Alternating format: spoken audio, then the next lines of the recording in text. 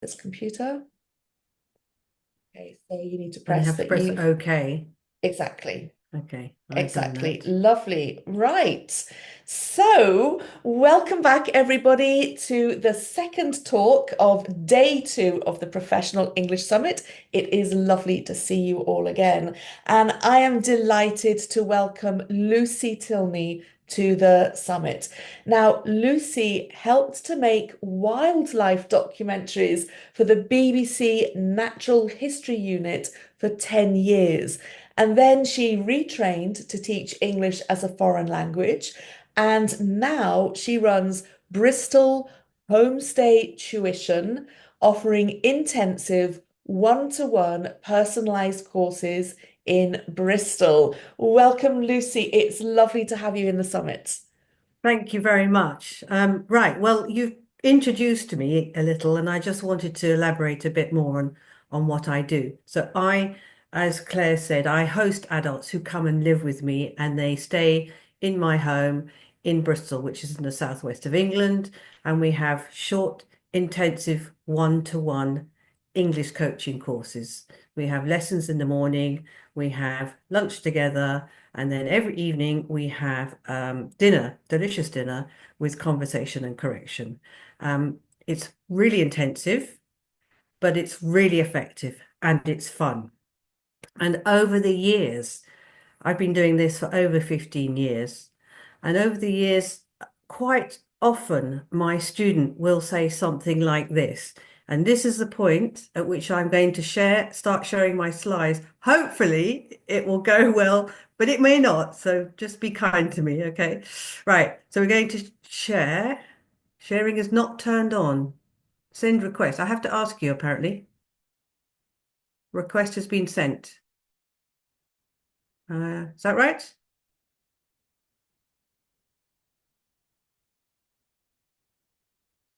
Multiple, yeah, that's okay. So it says I can, but it's okay. Here we are. Share sound, optimize, share. Okay, I need to get rid of that bar. Can you get rid of the horrible black floating panel, or do I do that? I can do it. Hide floating meeting controls.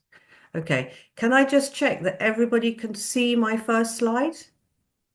Yes, just to say, sorry, that was my fault because I didn't make you the co-host, but Okay, you should be able to, we should be able to see um your your slides, and now I can see it's in quite a big it's in format. presentation mode. Yes.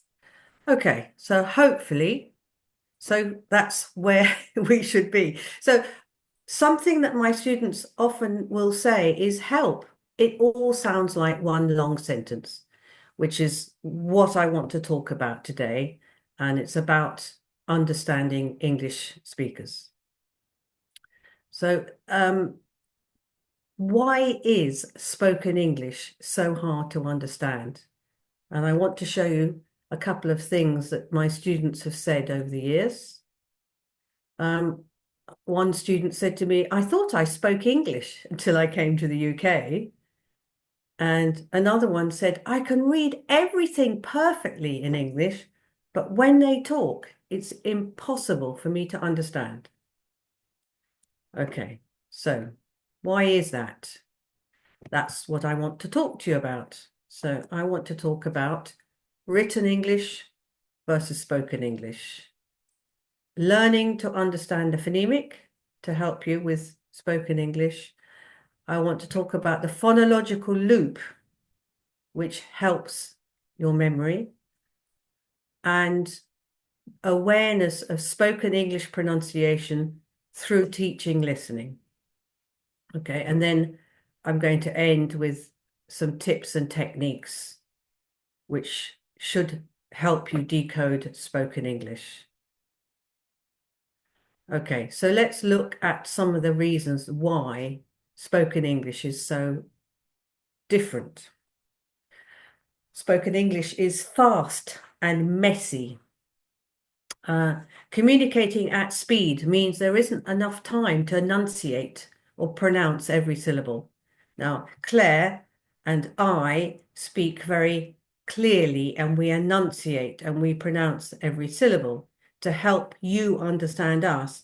But your average person doesn't do that. And in fact, I don't know if you noticed, but when Claire was speaking to me just now, she spoke probably faster than you normally hear her speaking because she was speaking to me. She knew she didn't have to moderate. Okay. Um, Another reason is because of fast speech, we get connected speech, vowel reduction, word blending, and intrusive sounds. And all of this makes spoken English very different from written English. And all of this also means that this is why it's very unlike the listening activities you did in class. If you did, you would not have heard normal English. You would have heard teaching English. So, okay. So spoken English can sound very confusing. It is not a collection of words pronounced as you see them in the dictionary.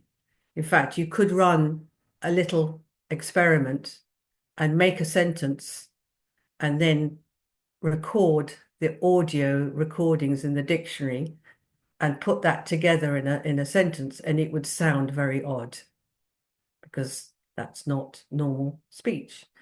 There are many letters in words which are written but not pronounced, or they're pronounced so variably that you can't rely on what you see. And sentences in spontaneous speech aren't rehearsed and they can change direction in mid-thought. And obviously, spontaneous speech is usually fast speech. I'm going to focus on two areas because I mentioned there are various aspects, but the two things I focus on with my students are the two things I think are most important. And the first one is compression, and the second one is linked speech. So speed is achieved by compressing words and sounds and linking speech. Compression is where words and sounds are squeezed because of fast speech or for mouth comfort. So a lot of English people pronounce words in the way that takes the least effort. Okay. Linked speech makes sentences sound smooth and unchoppy. And without linking, English speech would sound rather like a machine gun in delivery.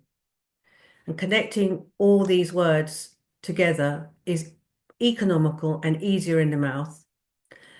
And for us, the English listener, listening to somebody speaking with unconnected speech can be quite exhausting on our ears. Okay, so linked speech. Let's see if I can get the next slide up. Yeah, it's not responding. Come on. Hooray, we've got there. Okay, so, oh, that's interesting. I've lost my picture.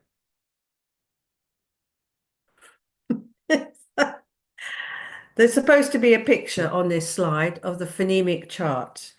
We For, can't see the picture. We can see no, the title. no, I can't see the picture either. That is a nuisance. I don't know what's happened there. It was there before. Um, well, I don't know quite what to do about that. Can you find a copy of Adrian Underhill's phonemic chart? I will go and have a look for you. Okay. So while Claire's looking for the chart that's supposed to be in this slide and which has disappeared,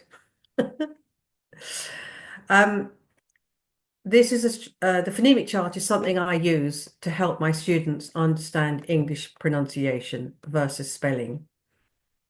And it's phonemic, not phonetic, by the way. And I'm going to explain the difference. The pronunciation of a sound may vary depending on its position within a word and the sounds that precede it or follow it. Phonetic transcription shows these variations, whereas the phonemic transcription doesn't. Have you managed to find one yet? Okay, so I don't know. Should I stop sharing and can you show it quickly? I'm sharing it at the moment. Can everybody see it? Can you put up? Yes, Catherine, I know can see it. So you can carry on talking, and then I will unshare it when you. Well, I'll stop the Okay, share when you have moved on. right. Okay, so maybe I'll just quickly recap that now that everybody's looking. Okay, so that's a phonemic chart. I find it's a fantastic tool which helps my students understand English pronunciation versus spelling because English spelling or writing is very disconnected from English pronunciation. Okay, and it's called the phonemic chart. It's not phonetic, it's phonemic. And phonemic is different from phonetic. Phonetic describes the pronunciation of a sound within a word, which may change depending on the sound that precedes or follows it. Okay, so in other words, phonetic is more complicated. Phonemic is simpler. Okay, so next. Okay. Right, there's all my notes there. Oh, haha, here's my chart. I got confused. Okay, so here is the chart that I asked Claire to find. Okay, so this chart was designed by Adrian Underhill, and most English language teachers will know that he's a specialist in English pronunciation. And these symbols represent the sounds of English, and they don't change. They are consistent. Okay, so they may look very strange and alien, but actually, once you learn them, they never change. And in the title, I've put in the title pronouncing English words, and I've written the phonemic transcription. So in red, that's the way that word actually sounds. Now, a student, a non-English student, will see the word and they see there's an O in it, and they're going to want to pronounce the O logically. But unfortunately, it's not like that in English. So if you pronounce word with an O sound, you get ward, which is a different word. So that's why the phonemic is so useful. Okay, this is a key that I've adapted from an English coursebook series called New Cutting Edge. And by making the sounds of the key word you'll learn to connect the symbol with the sound. So this chart is divided into consonants and vowels, and then each symbol has got a keyword, and the keyword gives you the sound of the symbol. So by making the sound, you will learn to connect the symbol with the sound. Okay, so why learn the phonemic? It's an extra layer of complication. English is already difficult, I hear sometimes from my students. Okay, as I said, written English is very separated from spoken English. So many words in English have inconsistent pronunciation and or silent letters. Okay, and I know this tool is really useful. I can see it really helps my students with pronunciation. As I said before, the symbols represent the sounds of English and they are consistent, unlike English spelling, and it's really not as frightening as it may look. Okay, and being able to pronounce the word correctly helps the memory by reinforcing the phonological loop. So when you read to yourself, you subvocalize. That is, you hear the word in your head. And then if you have the correct pronunciation in your head, you are downloading the correct pronunciation into your brain. And so when you see the word again, it triggers off the correct pronunciation in your brain. And that's what they mean by the phonological loop.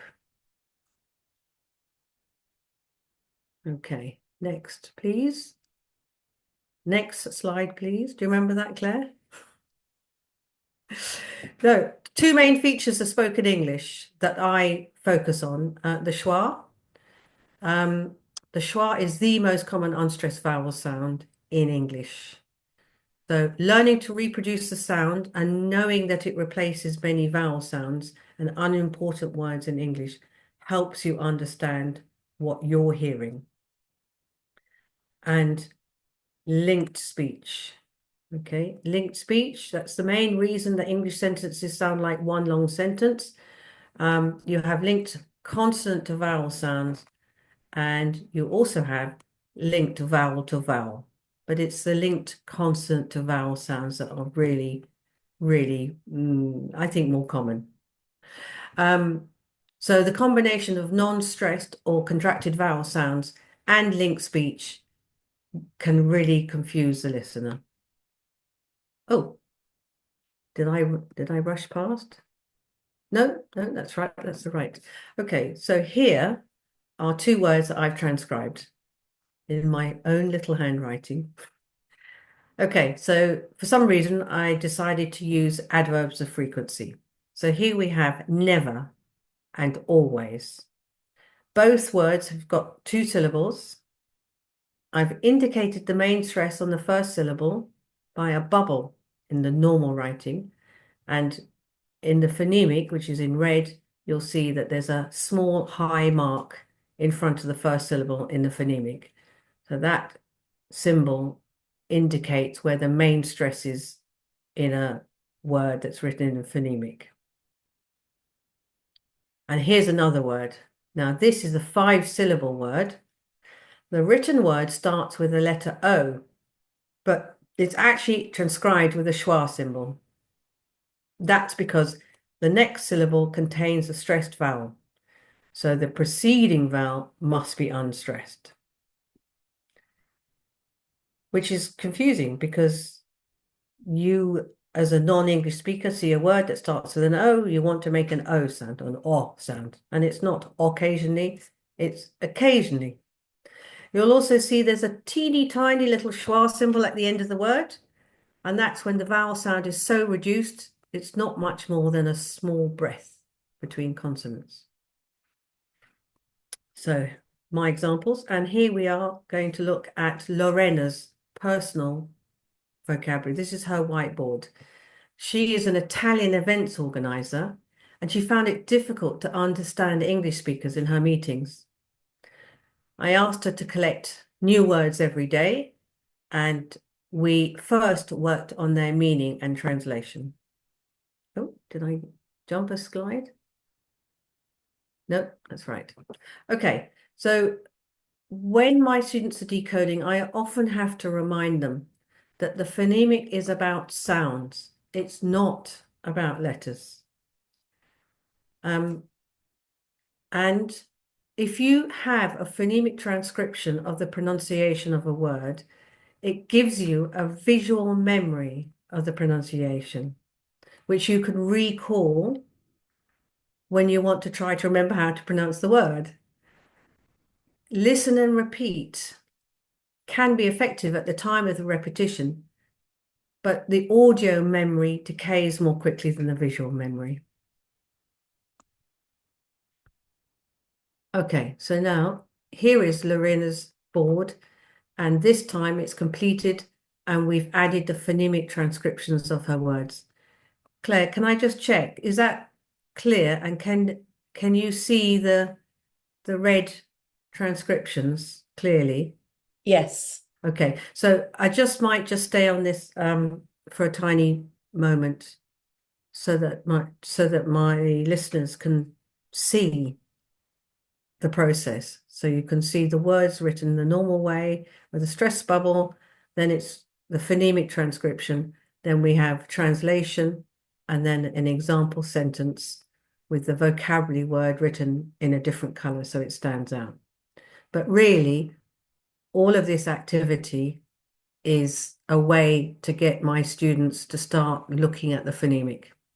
I mean, it's increasing their vocabulary and it's helping them do some translation and it's teaching me how to say something in their language, but it's really, really about helping them learn to read the phonemic or to understand it.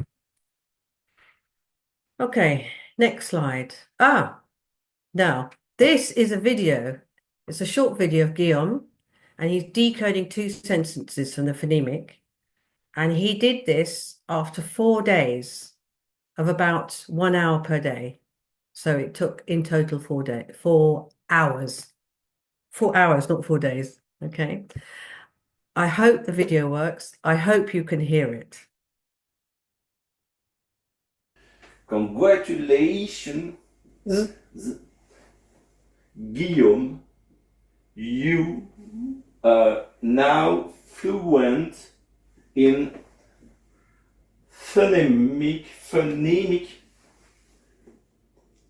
This will help you with English in English pronoun, pro, pro, pronunciation. Fantastic. Well done. Brilliant. Okay. Can you hear me now? Okay. So I really love that video, and there are a couple of things that I love. I love the fact that he corrects the stress on the word phonemic because he recognizes the stress marker. The first time he says phonemic, he puts the stress on the first syllable. And then he notices the stress marker and he changes. He goes back and he says phonemic. And the other thing I love is he makes an effort to pronounce the schwa in the word pronunciation. He doesn't make an o sound, which of course would be logical if you look at the word, because it starts pro. So you would expect it to sound like pronunciation, but that's not how we pronounce it. Okay. No, no, not this one. Next. Congratulations. Sorry. Let me go to the next one. And okay. So the schwa. As I said before, I think this is one of the most important aspects of spoken English. And it's so important. It's one of the few sounds that has a name. I like to think of her as female and small, but very, very important. That's the phonemic symbol for the schwa. It looks like an upside down E. The schwa replaces full vowel sounds to make words easier to say at speed. And if there's a stressed vowel sound, the vowel sound before and after the stressed vowel sound will be a schwa. It's a bit like geography. If you have a mountain, you have to have a valley. So the schwa is the valley, the mountain is the stress word.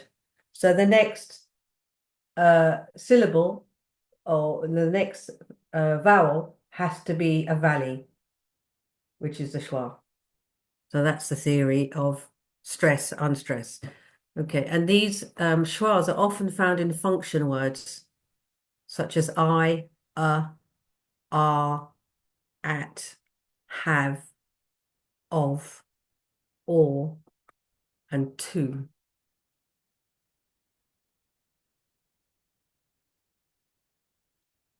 Come on. Okay, so a little bit more about the schwa. It's not really a sound at all, but just a small voiced breath of sound. And because it's so small, the schwa can be hard for the listener to notice or even identify. And listeners often have to guess from context. And as I said before, it replaces a wide range of sounds. And okay.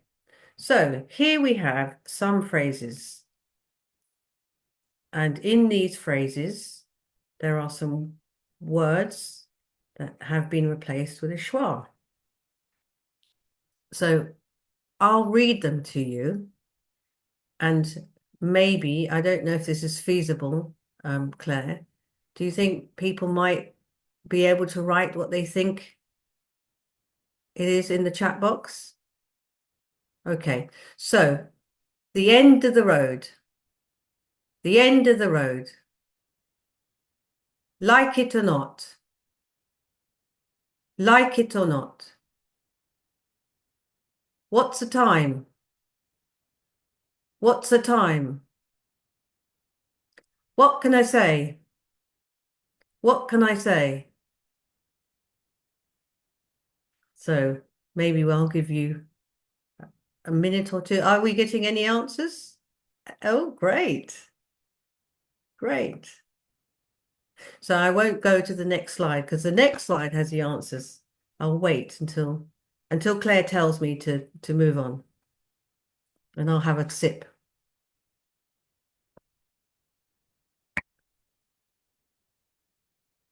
We've got 4 answers so far. Shall we go?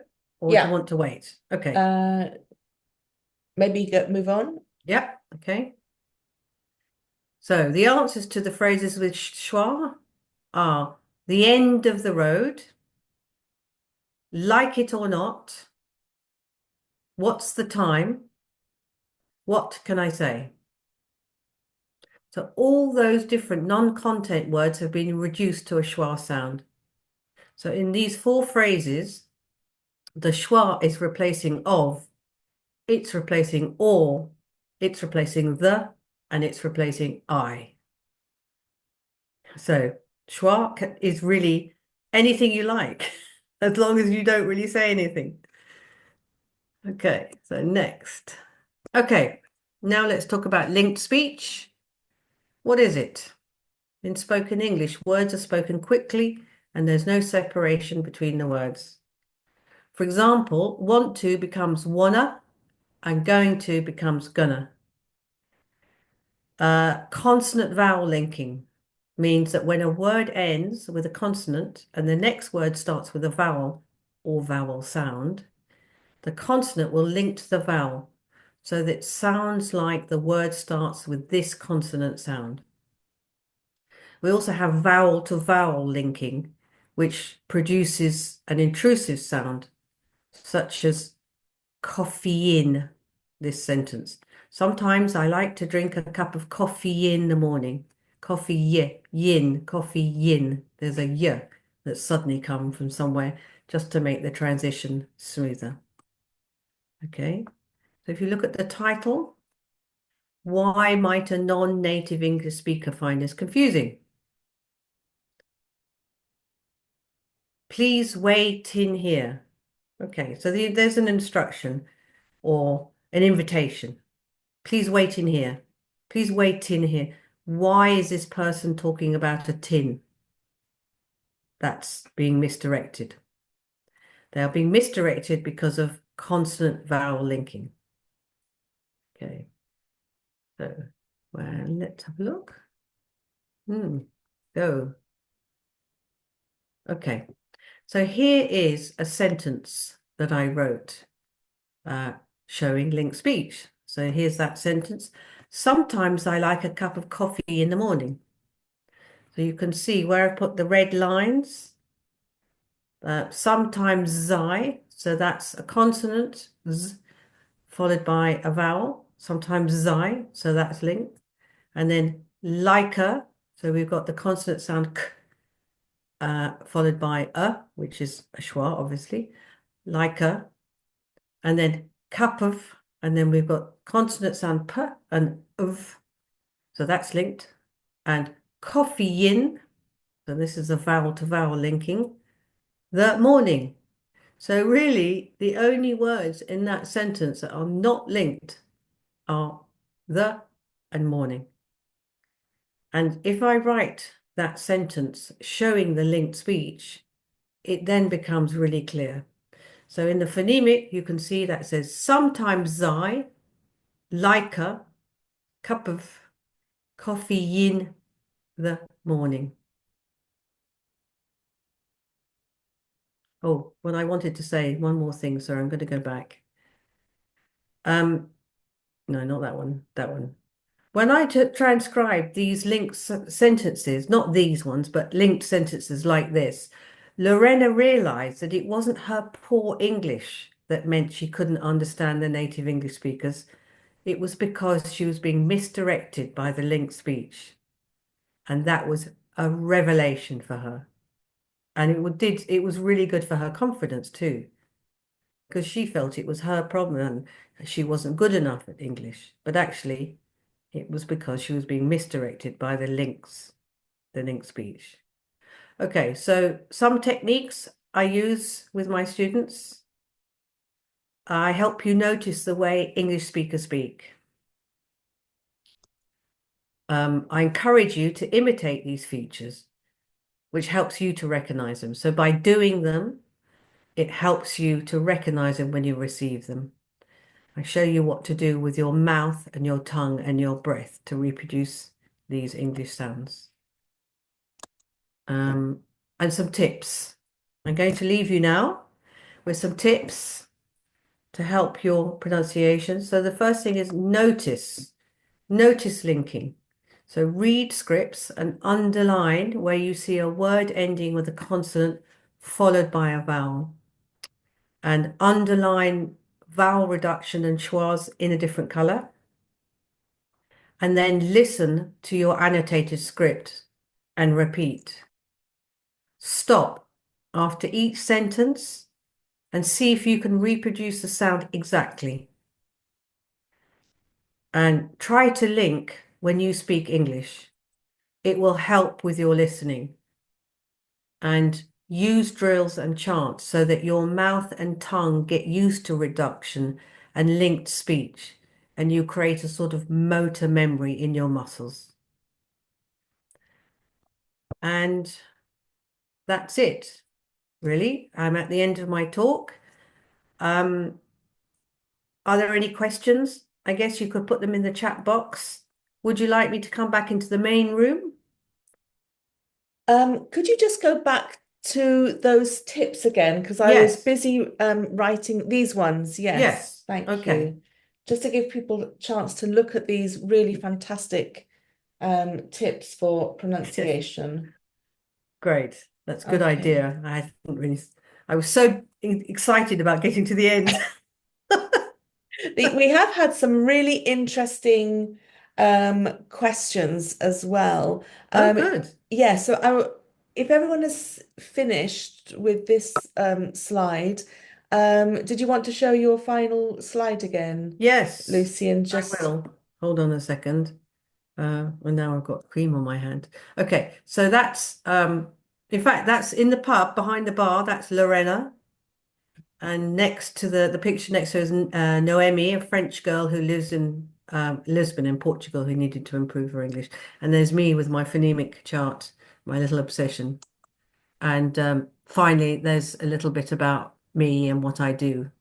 So if anybody is interested in a one-to-one intensive language course with me, these are my contact details. I offer 2-week courses with a total of around 68 hours contact time, which is more than 1 hour of English a year.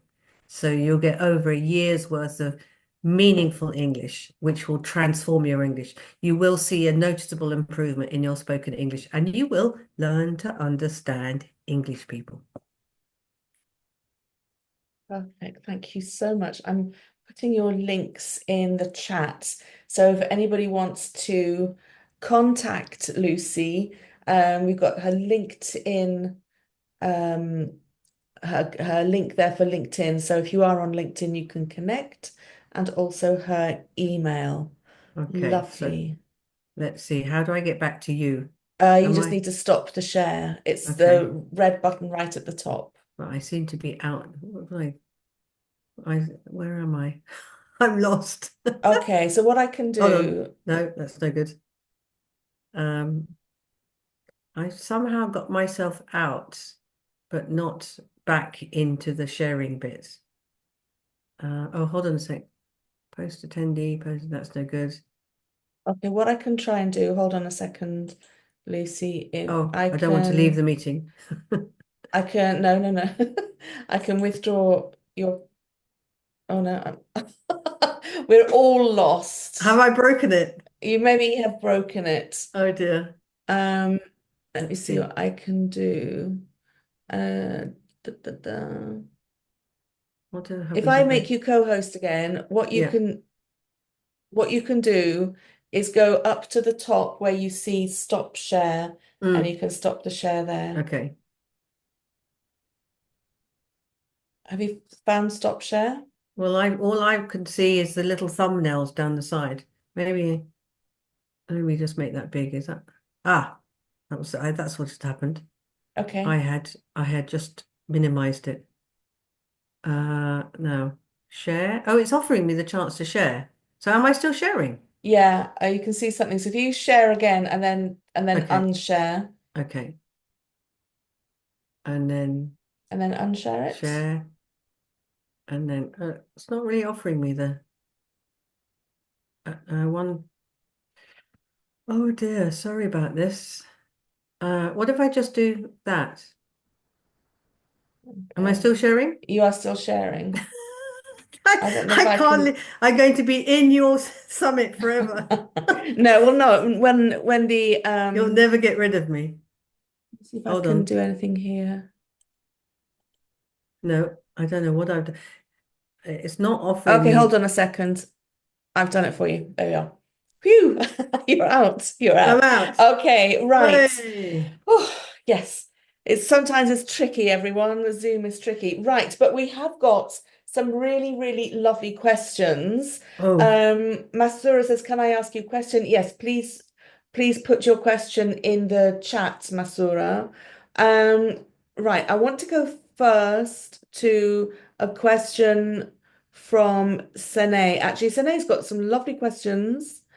The first one is, yes, what is the difference between phonemic and phonetic? Can you give us that explanation again? yes, I can. I'll just get back to my notes to make sure I do it right. Hold on a second. Okay. Phonemic. Okay. The phonetic. Can people hear me? Just, Yes, yes, okay. So the phonetic is different from the phonemic. Okay. The phonetic shows the pronunciation of a sound within a word, which may vary depending on its position within the word and the sounds that precede it and follow it. So the phonetic is more detailed. The phonemic does not show that level of detail. okay, lovely. And in fact, yes, I hope that's clear for Sane. Lovely. Yes, I mean it should be in the note on my slide. So if people they can watch this again, can't they? Because Yes. actually on my slide I've written exactly that um, definition. Perfect. Thank you very much. Then we have another question from Sine, and I thought this was a lovely question, and I would also love to know the answer. What are the most common rules regarding pronunciation, such as schwa before a stressed syllable, as in pronunciation? Is there a list of the most common rules? Um, I don't think there's a list, but as a teacher, we I think Mark Hancock is his books are an excellent source of information about pronunciation. But I think for me, the talk that I gave today comes out of my experience of teaching English and what I learned, because I think we talked about this, Claire, in the podcast. You know, when I was taught to teach English, there was very little teaching about how to teach pronunciation. And I didn't use the phonemic chart. It was just too much. I had so much to do in the class. I wasn't experienced. Most of the time, I was managing people and I didn't want to stand at the board with a piece of paper. So I ignored it like many teachers do. And it's this type of teaching, this one-to-one teaching where I've got one student, I've got time, I can hear the student, and I started to use the phonemic chart, and then I realized how useful it was. And the things that I have learned that I seem to teach again and again is the schwa and linked speech. And then a bit about intrusive sounds. Oh, and with my Latin speakers, stress. That's very difficult. Interesting, I've just been teaching Germans and they don't seem to have that problem. So they seem to have stressed stress in words like we do. But all my French, Italian, Spanish speakers, we have to spend quite a lot of time on stress. So schwa, linked speech, intrusive sounds, and stress in words, I would say the four things that I've noticed. Lovely. I mean, I think this is a really useful point to make, is that I'm sure there are lots and lots of pronunciation rules, but it's often this is the things that people find difficult, as Lucy said, really depends on their first language. And I mean, if I could just add one example, one of the very difficult things to teach and to understand are what we call tag questions and the intonation on tag questions. So, for example, you're Lucy, aren't you? And I'm not really sure, and my voice goes up. And often for questions, when we're not sure, our voice will rise. You're Lucy, aren't you? And then you're Lucy, aren't you? And when I want a confirmation, my voice falls. And the difficulty for people is starting low enough that you can go high, aren't you? And then starting high enough that you can go low, aren't you? Without going too deep or too high. It's Yeah, really, really hard. And one of the ways I use to explain is to say, well, actually, it's more a question of stress than intonation. But my point was that I was once teaching this in a class, and the one person who found it really easy without really having to work on it was a Vietnamese speaker, because Vietnamese, like many Asian languages, is quite a tonal no, no. language. They use tone and intonation, and this Vietnamese student just did it perfectly first time. And I'm used to teaching other nationalities where it is more difficult. So often the pronunciation rules are useful to know, but they're more useful when you know who you're teaching and what the differences are Yeah. in the different languages. The Um, question tag thing, what I found is what really confuses my students is the fact that there's a question mark with the one that's not a question.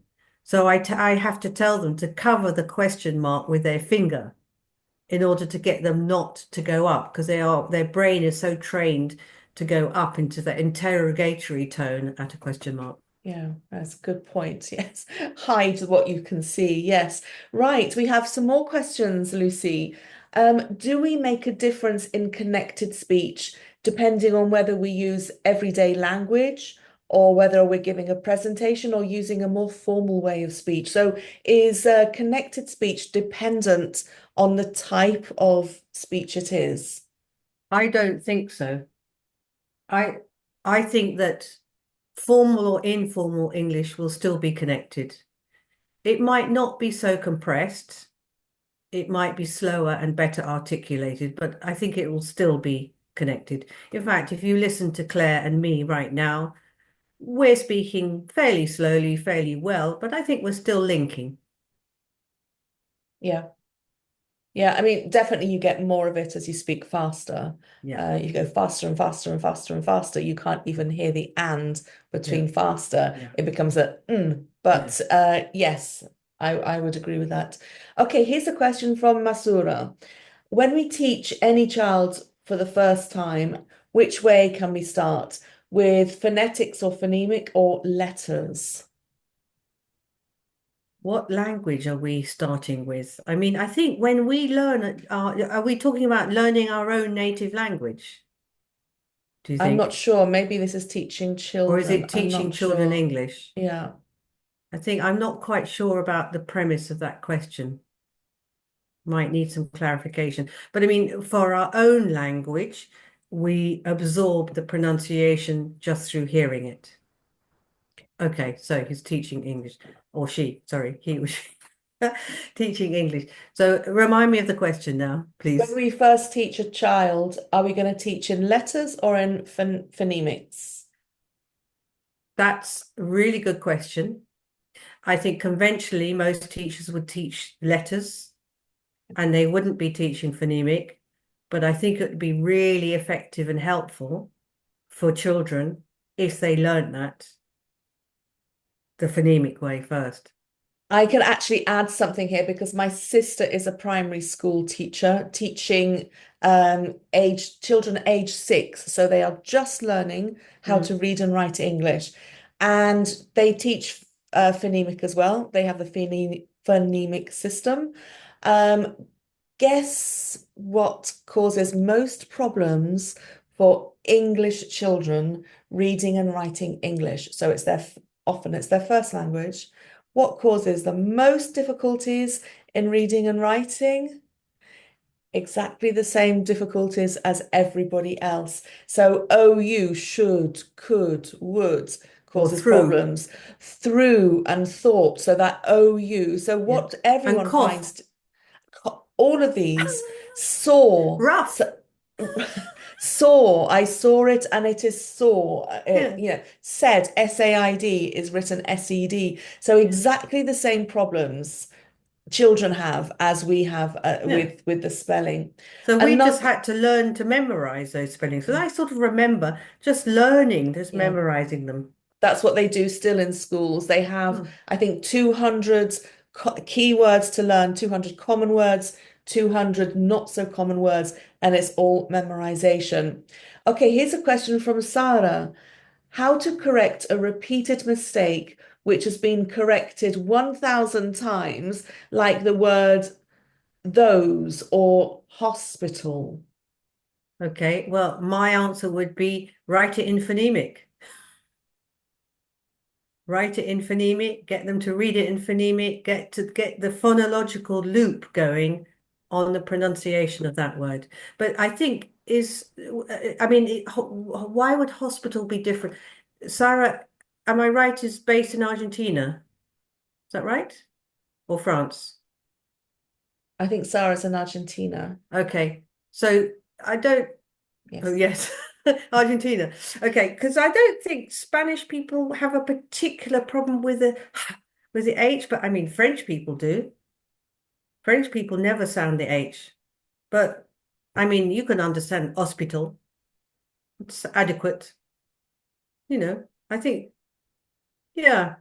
I think you're talking about aspirated H, maybe, Mm. Sarah. I think, we have to sort of remember that language is about communication. And so if you succeed, oh, I see the vowel sound. So, okay. So what's Sarah saying? The off in hospital, not the the diphthong in home. Okay. So phonemic. You just write it phonemically. If you write home, then you've got the diphthong oh, and you write it, and you see that it's two sounds, and then your student will pronounce that correctly. And then hopefully that'll get into the phonological loop. Okay. And then when you write the word hospital, the symbol for O is a different symbol. Yeah. So it's O. It's a different symbol. You write that, and then it becomes clear. Right, I've had a thank you and a goodbye from Sene. Sene, thank you so much for these lovely questions. Really, really thoughts, inspiring. So thought-provoking, that was the word I was looking for. We had a talk earlier about when you forget the words, and here I Yes. am forgetting the word. Yes, a very thought-provoking question. Thank you, Sene. Um, Ellie says Spanish people have problems with the words starting with S. We pronounce the E. Yeah, Yeah. Spain. So the Yes. voice, it's very difficult for a Spanish speaker to make the S sound unvoiced. And that's just a problem because in their language they don't have unvoiced S's, so logically they're not used to pronouncing S, which actually takes a lot of energy. If you think about, I had to breathe in, I had to tighten my diaphragm, I had to pull that air up through my throat and then force it through my lips to go S. But it's much easier to say S. Yeah. So And Sarah says, I tell them to imitate the sound that snakes make. that's Yes, exactly what I do. they- Like snake. Yeah. yeah, lovely. Right. This has been such a fascinating discussion. I wonder if anyone has any other questions, anything they would like to ask Lucy. Okay, all right. Okay, so I don't know if I have anyone wants to make any comments. I've got a little question to ask. Can I ask my people listening if they are familiar with a phonemic, or is this the first time they've ever seen it? Because that's something I'd like to, I'm just curious, that's all. So, I mean, some of my students tell me nobody has taught them pronunciation. Some of them say they've never seen this chart. Some of them say they've seen it, but it's just been a poster in the classroom and nobody's explained it to them. So We've the got some majority of my answers students, here. yeah, Yeah, so yes, Catherine is familiar, Maria familiar, Georgia first time, Vadim learned at school, Donatella knows. okay. Connie, I'm a little confused, but it is okay. Okay, Connie. Um, Sarah at the professorado, teacher training, maybe. Yes. Oh, Genevieve, my mother taught me phonemic at the beginning. How lovely. Was your mother a teacher, maybe? Genevieve? Was your mother a teacher? Yes. Okay, Yes, that's lovely. why. Masur, I've seen it before and read it, but don't use it. Okay. Start using it. I love it. I'm honestly, Lorena said to me, she said, "You're a bit of a nerd about this phonemic, aren't you?" The phonemic nerd. Yeah. Lovely. Yeah. A very interesting tool. And what was interesting is that your student, and I found this very impressive, that your student could read it fluently after just a few hours. Isn't that fantastic? Yeah. 4 hours. And when he came to me, he had almost very little English. Mm. And that's at the end of 4 days. And we do an hour, but that hour we're mostly focusing on vocabulary and then we do the phonemic. It really, every time my students get it, and it doesn't take that long. Yeah, no, lovely. Oh, Connie, who is Mark Hancock? So Mark Hancock is a pronunciation guru. I'll just Teacher. show you some of his books actually. Hold on a second, because I have them here. So these are a couple of books that Mark Hancock has written. Connected Speech for Listeners, Word Recognition for Listeners, Pronunciation games. Have you got that? Pronunciation Games is another one. He gives a lot of seminars, teacher training.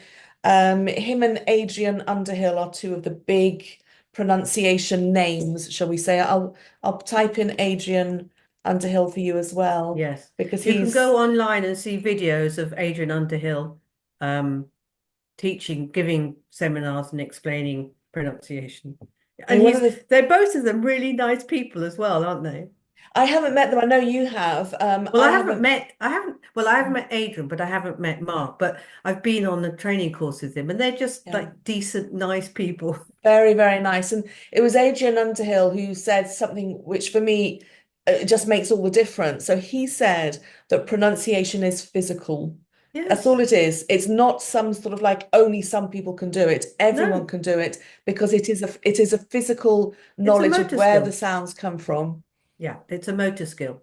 Yes, just like, using a knife and fork, Or riding or a using bicycle. chopsticks, riding a bicycle. It can be learnt, Yeah, and you don't have to be perfect because no one is perfect, yeah, but you can definitely improve it. It is a skill that can be improved. And once you know where the sounds are made, how the sounds connect and yeah, join, then there's no problem at all with it. yeah. Yeah. Yeah, so these are two very sort of important people. Um, and Masura is saying actually in our country, he's talking about the phonemic, it's not included in our teaching system. Yeah, And what country? Bangladesh. Okay. Well, I mean, I don't know. I was talking to my student the other day, and she asked me, "Does the phonemic exist for other languages?" I mean, I don't know. Maybe it only exists for English because English is so disconnected. The writing and the pronunciation is so disconnected. Most other languages, what you see is what you say. So you don't need that interface. And other languages have sounds that we don't have in English and vice versa. Mm. So I know for a fact, because I had a student from this country, that Lithuania has the kind of, they call them pure vowels, which we do not have in English. So these are almost impossible for us to say, not impossible, but difficult, because often you have to kind of relearn things. Yeah, Vadim was saying that Russian is this language with connection. Yeah, but what you So see what is what you Russian get. language has connected speech? Oh no, No, yeah. So what you see in Russian is what you say, isn't it? Yeah, yeah. yeah.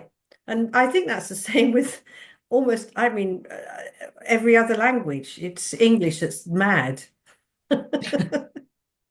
Quirky, different.